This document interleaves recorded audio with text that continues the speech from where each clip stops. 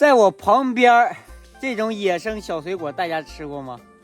近距离看一下，哎，揪下一个，看看是什么形状的，身上都是一个粒儿一个粒儿的，我们管这个叫托盘啊，也叫托们，口感很好，很甜。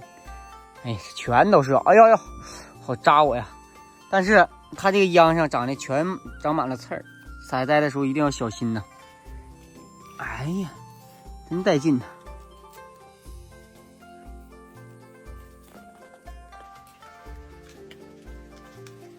在这发现了鸡冠蘑，这个真漂亮啊！看这，哎呀，就是老了啊。